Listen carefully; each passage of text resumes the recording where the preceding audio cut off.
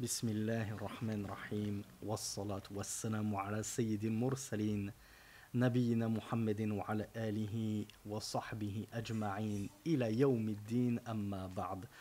Donc dans la question 109, on va voir quelles sont les preuves issues de la sunna qui abondent dans le sens de l'attestation du châtiment de la tombe. Le prophète sallallahu alayhi wa sallam a dit, comme dans un hadith rapporté par Anas ibn Malik: إن العبد إذا وضع في قبره وتولى عنه أصحابه وإنه ليسمع قرع نعالهم أتاه ملكان فيقعدانه فيقولان ما كنت تقول في هذا الرجل، يعني لمحمد، فأما المؤمن فيقول أشهد أنه عبد الله ورسوله، فيقال له انظر إلى مقعدك من النار قد أبدلك الله به مقعدا من الجنة فيراهما جميعا. Je m'arrête là, je traduis. Le prophète sallallahu alayhi wa sallam a dit que certes, le serviteur, lorsqu'il est placé dans sa tombe et que ses compagnons s'en retournent à leur demeure après l'avoir enterré, tandis même qu'il entend leur bruit de pas, il les entend s'en aller comme ça au loin, il entend leur bruit de pas, il lui vient deux anges, comme on l'a vu très brièvement dans la question précédente. Deux anges se rendent à lui et ils vont alors l'asseoir dans sa tombe. Puis ils lui disent: que disais-tu au sujet de cet homme, c'est-à-dire au sujet de Mohammed, au sujet du messager d'Allah sallallahu alayhi wa sallam. Quant aux croyants, donc si cet homme interrogé dans la tombe faisait partie des croyants dans ce bas monde, il dira: j'atteste que c'était le serviteur d'Allah et son messager. Donc regardez, comme on l'avait vu dans le cours précédent, la parole d'Allah qui nous disait qu'il va affermir ou raffermir les croyants par la parole de fermeté dans ce bas monde et dans l'au-delà. Donc il lui sera alors dit, puisqu'il a bien répondu, il a eu la bonne réponse à cet interrogatoire, on lui dira: regarde ta place dans le feu. Allah te l'a certes échangé contre une place au paradis. Et alors il les verra tous deux. Il va voir la place qu'il aurait attendue dans le feu s'il avait fait partie des infidèles et qu'il avait renié le message de l'islam et qu'il n'avait pas ajouté foi en le prophète Mohammed sallallahu alayhi wa sallam. Puis il verra la place qu'il a gagnée au paradis pour sa croyance, parce qu'il a cru en Allah, parce qu'il a adhéré au monothéisme et qu'il a suivi le messager d'Allah sallallahu alayhi wa sallam. Le cheikh poursuit, il nous dit: قال قتادة وذكر لنا أنه يفسح له في قبره ثم رجع إلى حديث أنس. Donc Qatada rapporte que il a été évoqué aussi dans des versions que on va alors lui élargir sa tombe, et dans des versions aussi, dans d'autres hadiths, on trouve qu'il va même sentir des odeurs du paradis qui vont lui parvenir jusque dans sa tombe. Puis le prophète sallallahu alayhi wa sallam poursuit le hadith et il nous dit: وَأَمَّا الْمُنَافِقُ وَالْكَافِرُ فَيُقَالُ لَهُ مَا كُنْتَ تَقُولُ فِي هَذَا الرَّجُلِ فَيَقُولُ لَا أَدْرِي كُنْتُ أَقُولُ مَا يَقُولُ النَّاسُ فَيُقَالُ لَا دَرَيْتَ وَلَا تَرَيْتَ ويضرب بمطارق من حديد ضربة فيصيح صيحة يسمعها من يليه غير الثقلين. Quant à l'hypocrite et à l'infidèle, donc celui qui n'avait pas cru dans ce bas monde, lorsque ces deux anges lui poseront la question: que disais-tu au sujet de cet homme? Eh bien, il dira: je ne sais pas. Je ne sais pas qui est cet homme, puisqu'il n'a jamais cru en Mohammed sallallahu alayhi wa sallam. Je disais ce que les gens disaient, je répétais bêtement comme un mouton. Alors, il lui sera dit: tu n'as pas su et tu n'as pas suivi. Et certains savants ont dit que la talaïta, c'est-à-dire et tu n'as pas lu du Coran.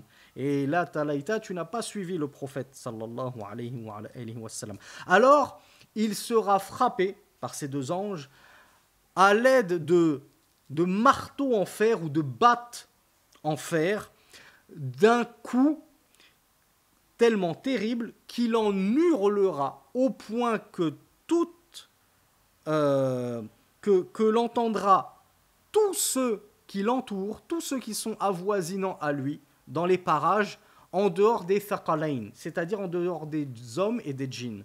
S'il y a des bêtes dans les environs, ils entendront ce hurlement poussé par cet homme en train de se faire battre par les anges parce qu'il a mécru en Allah subhanahu wa ta'ala. Si ça, ce n'est pas un des pires châtiments dans la tombe. Regardez comme dès l'introduction dans la tombe, l'infidèle commence déjà à se faire battre et châtier. Et ce hadith, il est unanimement authentique. On ne va pas commencer à dire c'est un hadith faible, etc. Il est rapporté dans Bukhari numéro 1338 et il est rapporté dans Muslim numéro 2870. Dans un autre hadith, cette fois-ci rapporté par Abdullah ibn Umar radiyallahu anhuma, le messager d'Allah sallallahu alayhi wa sallam a dit: Inna ahadakum idha mata urida alayhi maq'aduhu bil ghadati wal ashi. Ça ressemble beaucoup au verset qu'on a lu dans le cours précédent sur le châtiment, le feu qui sera exposé à Pharaon et ses gens, ou plutôt eux seront exposés au feu, au matin comme au soir, ou en fin de journée. Ici, le messager d'Allah nous dit: certes, l'un d'entre vous, lorsqu'il meurt, il lui est exposé sa place au petit matin comme en fin de journée. In kana min ahlil jannah, famin ahlil jannah. Donc s'il fait partie des gens du paradis, alors il verra sa place au paradis. Wa in kana min ahlin nar, famin ahlin nar. Et s'il fait partie des gens de l'enfer, alors il verra la place qu'il attend dans le feu de la géhenne. Fayuqalu hadha maq'aduka hatta yab'athaka Allahu yawm al-qiyamah. Il lui sera alors dit: ceci est ta place jusqu'à ce qu'Allah te ressuscite au jour de la résurrection. Donc on voit bien que là, ce qu'il est en train de vivre comme épreuve, c'est dans sa tombe. C'est avant qu'il ne soit ressuscité. C'est avant la résurrection. Donc il s'agit bien ici d'un châtiment dans la tombe parce que la simple contemplation de sa place en enfer, y a-t-il pire vision? Y a-t-il pire cauchemar que celui qui pensait mourir impunément, sans jamais avoir de compte à rendre, et qui se rend compte que malgré qu'il soit mort, il a deux anges qui se présentent à lui. En fait, il est mort, mais la vie continue pour lui. Il est dans ce barzakh, il est en train de se faire interroger, avec des questions dont il ignore totalement la réponse. Imaginez un peu le calvaire et le cauchemar. Puis, suite à cet échec cuisant dans l'interrogatoire, il se fait battre si fort, si douloureusement que toute créature environnante l'entende, sauf les hommes et les djinns. Et puis ensuite, on lui dit: regarde la place qui t'attend. Regarde ce qui t'attend lorsqu'Allah t'aura ressuscité. Tu vas goûter, tu vas demeurer à cet endroit-là, dans le feu de l'enfer, pour l'éternité. Si ça, ce n'est pas un châtiment, le châtiment ultime de cet entre-deux-mondes. Donc regardez comme le châtiment de la tombe et les tourments de la tombe sont terribles. Et cette version du hadith, on la trouve également dans Bukhari et Muslim, donc unanimement authentique. Dans Bukhari numéro 1379 et dans Muslim numéro 2866. On a le fameux hadith des qabrayn, le hadith des deux tombes, où le prophète avait dit « Innahuma la yu'adzaban ». Donc le cheikh nous l'a fait en version ultra raccourcie. Lorsque le prophète a dit « Certes, ces deux-là sont en train de se faire châtier », la version moyennement longue, on ne va pas s'étaler trop dessus, c'est que le prophète sallallahu alayhi wa sallam était passé par deux tombes avec ses compagnons qui l'accompagnaient. Et alors, il a dit « Ceux-là sont en train de se faire châtier ». Et alors, il a dit que l'un d'entre eux se faisait châtier parce qu'il ne se purifiait pas de son urine. Et l'autre se faisait châtier, j'ai un trou de mémoire. Fakana yamshi bin namima. Et quant au deuxième, il était un grand colporteur. Il colportait des ragots pour semer l'inimitié, la désunion entre les gens. Donc Rasulullah sallallahu alayhi wa sallam avait informé à ses compagnons que eux là, ici c'était dans cette dunya. Eh bien ces gens dans la tombe là, ils étaient déjà en train de goûter au châtiment. Faut pas penser que dans la tombe, il se passe rien. On est laissé tranquille et c'est seulement à partir du jour de la résurrection qu'on va commencer éventuellement à être châtié. Voire pire, il y en a qui vont penser que c'est seulement en enfer que les gens vont commencer à goûter au châtiment. Non, déjà au jour dernier et au jour de la résurrection, il y aura du châtiment et dès la tombe, dans cette dunya-là, dès la tombe, dans le barzakh, comme on l'a vu dans le cours précédent, il y a du châtiment, il y a des supplices, il y a des tourments. Et ce fameux hadith des deux tombes, on le trouve dans Al-Bukhari et Muslim, encore un hadith unanimement authentique. Donc dans Bukhari numéro 1375 et dans Muslim numéro 2869. وحديث أسماء قام رسول الله صلى الله عليه وعلى آله وسلم خطيبا فذكر فتنة القبر التي يفتن فيها المرء فلما ذكر ذلك ضج المسلمون ضجة. Dans un hadith qui cette fois n'est rapporté que dans Al-Bukhari, parmi les deux authentiques en tout cas, numéro 1373, Asma radiallahu anha nous dit que le prophète sallallahu alayhi wa sallam se tint un jour debout, sermonnant les gens, et dans sa khutbah, dans son sermon, il évoqua la fitna, la tentation de la tombe, l'épreuve de la tombe, et il évoqua les tourments qu'allait subir l'homme tenté, éprouvé dans sa tombe. Il l'a tellement évoqué de tourments que les musulmans, entendant cette khutbah, ce prêche, ont été tellement bouleversés qu'ils se sont mis à crier d'effroi et de terreur. وقالت عائشة رضي الله عنها ما رأيت رسول الله صلى الله عليه وعلى آله وسلم بعد صلى صلاة إلا تعوذ من عذاب القبر. Dans un hadith unanimement authentique, rapporté par Bukhari numéro 1372, ainsi que sous le numéro 6366, et dans Muslim numéro 586, Aïcha radiallahu anha, l'une des épouses du messager d'Allah sallallahu alayhi wa sallam, nous dit: je n'ai jamais vu le messager d'Allah prier une prière sans qu'il ne cherche refuge contre le châtiment de la tombe.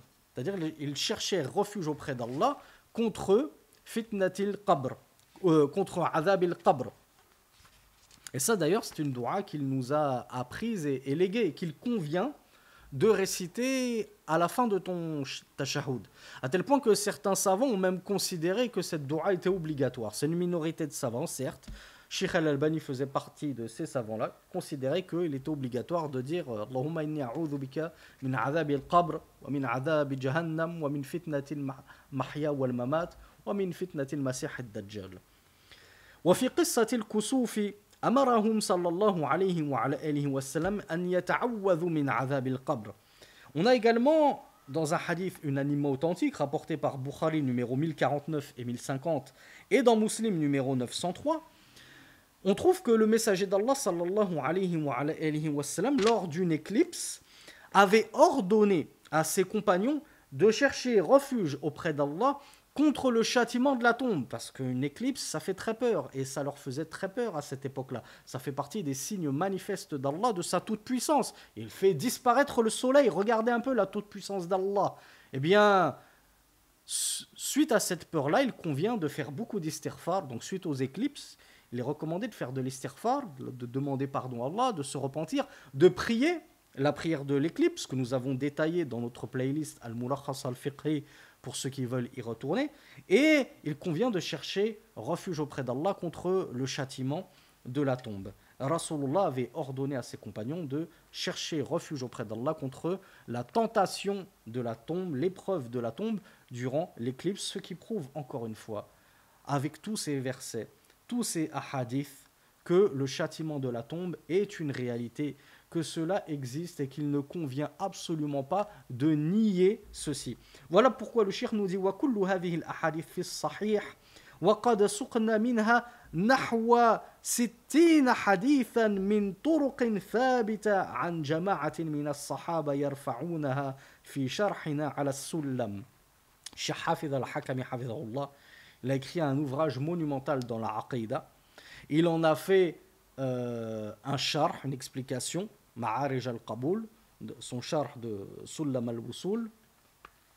Et dans ce livre de Aqidah, le Cheikh nous dit, là on a évoqué que quelques hadiths authentiques, mais on en a rapporté pas moins de 60 hadiths mentionnant l'épreuve de la tombe dans notre explication de notre livre dédié à la Aqidah.